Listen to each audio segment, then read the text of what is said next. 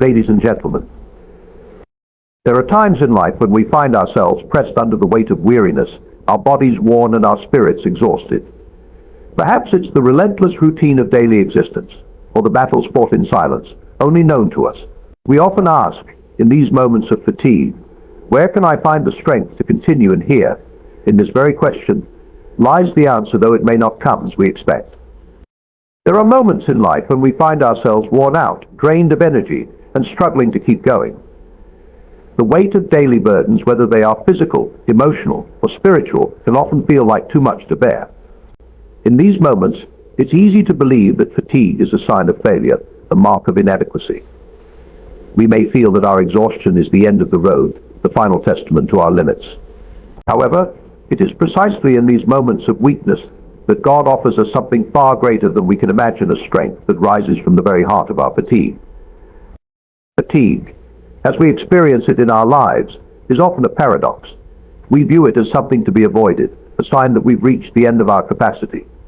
But when we reflect on how God works, we see that our weariness can be a gateway to strength, a place where God meets us most powerfully. Rather than being a stumbling block, fatigue can be the very thing that ushers us into deeper intimacy with God, where His strength is made most evident. In the natural world, fatigue signals a need to rest, to stop, and to recharge. Our bodies wear down, our minds become foggy, and our emotions feel raw. But spiritually speaking, fatigue does not signify the end of the journey. It is the beginning of a deeper understanding of God's grace. It is in the moments when we are closest to giving up, when our energy and resolve are exhausted, that God offers us the strength we need to keep going, not from our own reserves, but from His infinite and boundless power. We are often conditioned to believe that strength comes from pushing through, from exercising sheer willpower, from continuing to strive even when our bodies and minds cry out for rest. But the wisdom of Scripture tells us that God's ways are not our ways. The very notion of strength in God is counterintuitive to our natural instincts. We might think that strength comes from self-sufficiency, from handling everything on our own, from holding ourselves together when everything seems to be falling apart. But God often shows us that true strength is found in surrender, in acknowledging our limitations, and in allowing Him to be the source of our strength. In 2 Corinthians 12, the Apostle Paul speaks of a thorn in the flesh that he begged God to remove. Despite his pleas, God's response was not to remove the source of Paul's suffering, but to reveal a deeper truth is sufficient for you. For my power is made perfect in weakness. This is the radical truth of the Christian faith. God's power does not come through human strength or effort, but through human weakness. It is in our weakness that God's grace shines most brightly, and it is in our fatigue that we are most open to receiving His strength. We must understand that God does not promise us a life free from fatigue, difficulty, or struggle. In fact, He often allows us to experience exhaustion and weariness, because it is in those moments that we are most aware of our need for Him. We learn in our fatigue that we are not the creators of our own strength, but rather recipients of a strength that comes from outside ourselves. This realization is not one of despair, but of hope that God is present with us in our weakness, and that His strength will carry us through. It is important to note that God's strength does not always work in ways that we expect. We often look for miraculous interventions that instantly remove our burdens or restore our energy. But God's strength often works through the subtle, quiet power of His presence. It's the peace that settles into our hearts when we stop fighting against our limitations. It's the sense of purpose that emerges when we acknowledge that we are not alone, that God is with us in the struggle. It's the courage to take the next step, even when we feel that we can't take another one. In the book of Isaiah, God speaks through the prophet, saying, He gives power to the faint, and to him who has no might He increases strength. This is not just a promise for a future time, but a present reality. When we are faint, when we are weak, when we have no strength left in us, God is there offering His power to us. His strength is not something we earn, nor is it something we earn, nor is it something we can summon on our own. It is a gift, freely given, and it becomes most evident when we are most aware of our need for it. It's also important to recognize that God's strength is not just about physical energy. Often our fatigue is not simply a matter of tired muscles or a lack of sleep, but a deeper weariness that affects our spirit.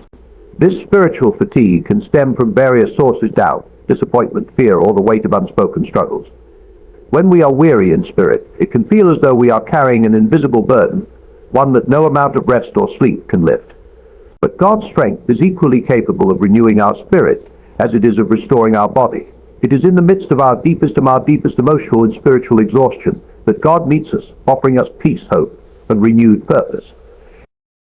This divine transformation of fatigue into strength does not happen automatically. It requires a willingness on our part to acknowledge our limitations and to surrender our desire for self-sufficiency. The hardest part is often the first step, the recognition that we are weak, that we cannot do it all on our own. But once we let go of our striving and our need to control, we open ourselves up to the fullness of God's power. It is in surrender that we find strength, in yielding that we are empowered, and in rest that we are renewed. Fatigue, then, becomes a catalyst for deeper faith. It invites us to step away from the illusion of control and to trust in God's provision. When we are at the end of our rope, when we feel as though we cannot take another step, God meets us in our exhaustion. He doesn't promise to take away the fatigue, but He promises to give us the strength to endure. It is through this transformation, through the turning of our weariness into a source of strength, that we come to know God more deeply. We learn that His strength is not an abstract concept, but a real and tangible power that sustains us through our weakest moments. In the end, God does not leave us in our fatigue. He takes our weariness and transforms it, turning our weakness into an opportunity for His strength to shine. We find that in our exhaustion, we are closer to the truth of who we are in Him. Our limits become the very place where God's grace abounds, and in that grace we find the strength to continue, to press on, and to embrace the journey, no matter how weary it may seem. Grace, in its deepest sense, is the divine provision that allows us to endure when we are at our weakest. When we face moments of fatigue, whether physical, emotional, or spiritual, we often find ourselves overwhelmed, questioning our ability to continue. In these moments, God's grace does not merely comfort us, it empowers us to face what seems impossible.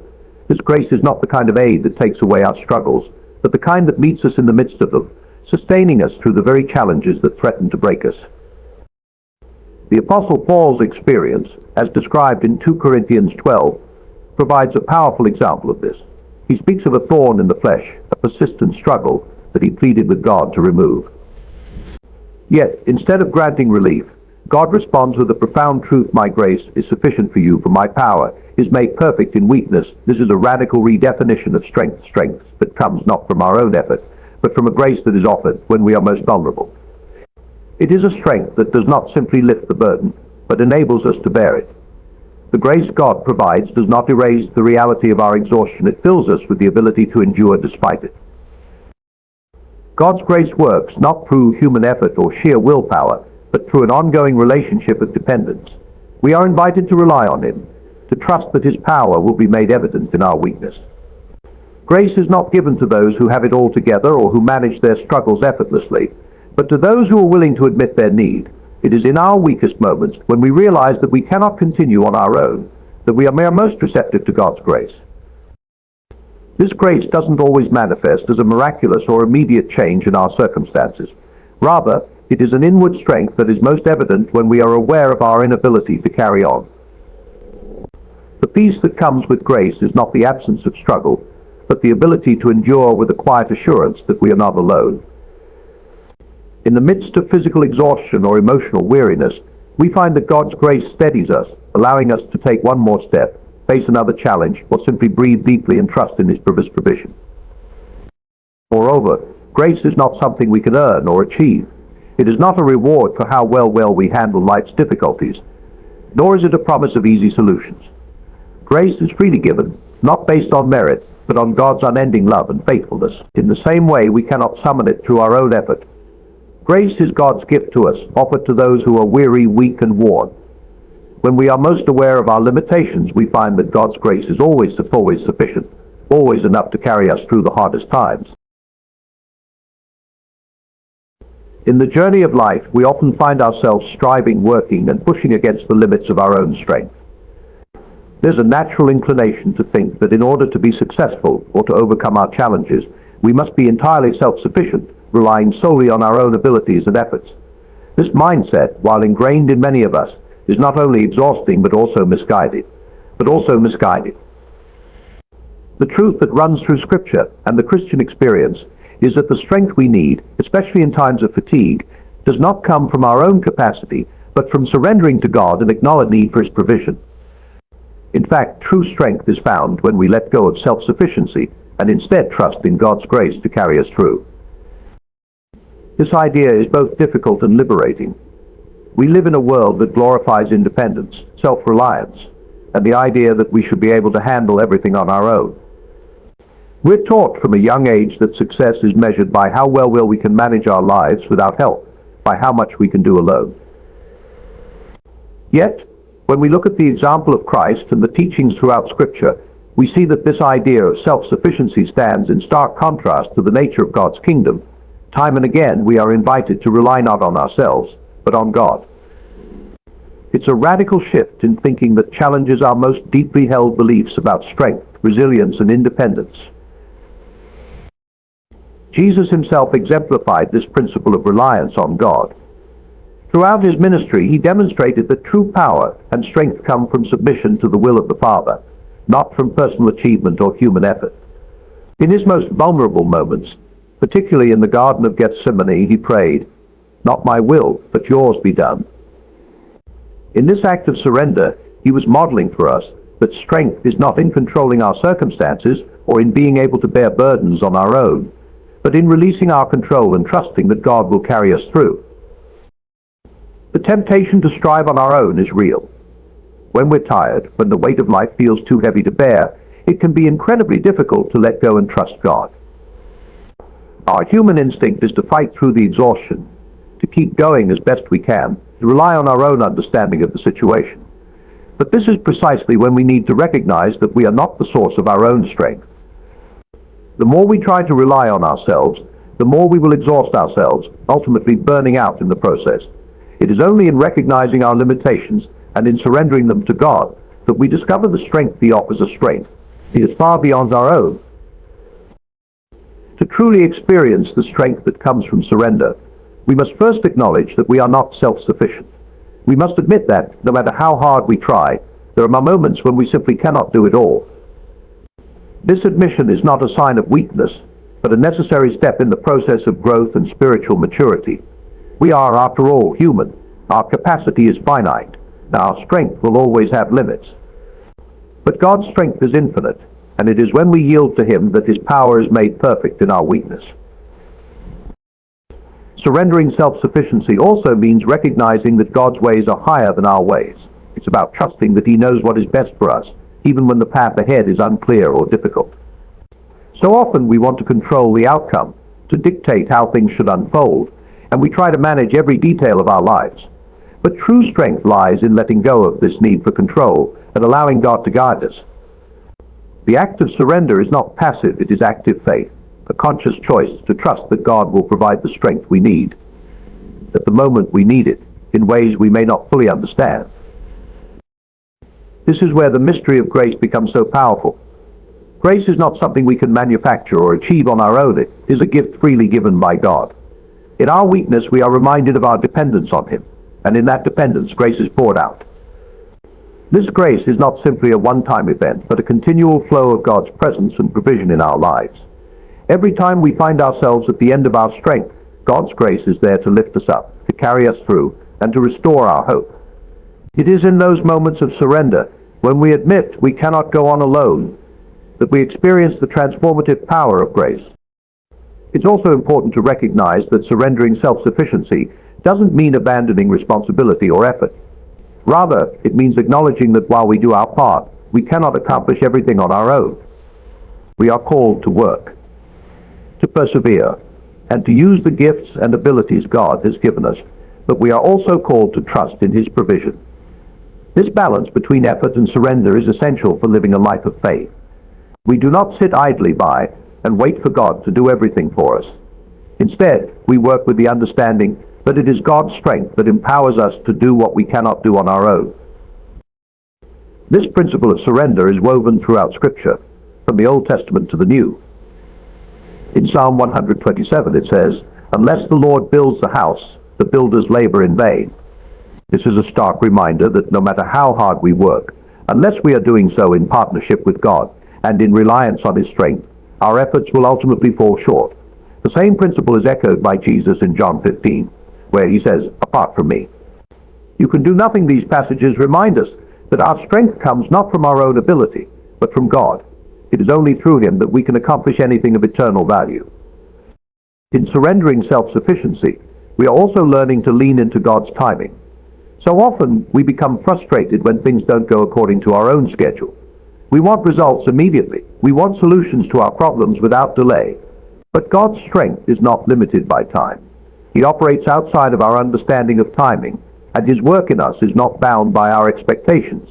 It is in surrendering our need for instant results that we come to understand the deeper purposes God has for our lives.